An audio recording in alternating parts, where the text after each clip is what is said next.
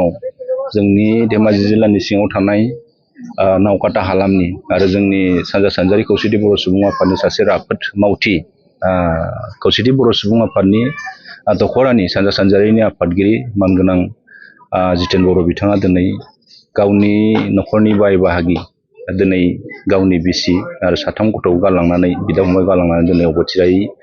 जिउ दिनै प्रेसार जे गावनि स्ट्रक जाबाय दा बेयो जोंनि थाखाय बा जोंनि जाथिनि थाखाय जोंनि हारिनि थाखाय मोनसे दुखुनांथावना जाथाय बियो जोङो बिथांखौ जाय समनिफ्राय मिन्थिबोदों बिथाङा सासे रायजोनि आरो जोंनि समाजनि सासे राफोद मावथिमोन जोंहा बेफोरबायदि सासे राफोद मावथि रुंसारि जानायाव जोंनि जाथिनि थाखाय हारिनि थाखाय मोनसे खोब खहा होननानै जों सानो आसा खालामदों जोङो बिथांनि जि सोरगोआरि जिउमाया सोरगोआव थानानै जोंनि जायफोरा जोङो गोथाङै दङ जायफोरा जोंनि मावथिफोर जाहाथे बिथाङा मावनो थालांनाय आद्रा खामानिफोरखौ जाहाथे जोंनि रायजो राजा आरो जोंनि मावथिफोरखौ सोरगोआव थानानै अराय आलो गोजोन नायहरनानै खामानि मावनो होयो जों बेखौ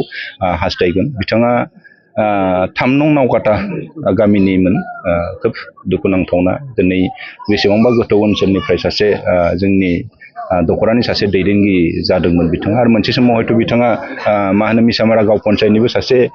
सोद्रोमा जादोंमोन बिथाङा बै सोद्रोमा जानाय समावबो खोब ओनसोलनि आरो जौगानायनि थाखाय माखासे खामानि मावलांदोंमोन जोङो बे समाव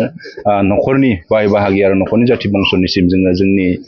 जिल्ला खौसेथि बर' सुबुं आफादनि जानानै आरो जोंनि दख'रा आफादफोरनि जानानै बे समाव जोङो न'खरनि दुखुआव जोङो दुखुखौ जों बिथांमोनजों समान समानै जोङो लाफादों आरो जोङो लाफानांगोन बे समाव बिथांनि जि जिउ जारिमिन बे जिउ जारिमिनखौ आं जाय समनिफ्राय लोगो मोनबोदों आरो बिथांनि उननि जि जिउ जारिमिन आं जिउ जारिमिनखौ मोजाङै बिथांनिखौ मिन्थिया दा बेनिखायनो आङो बे समाव बिथांनि जाहाथे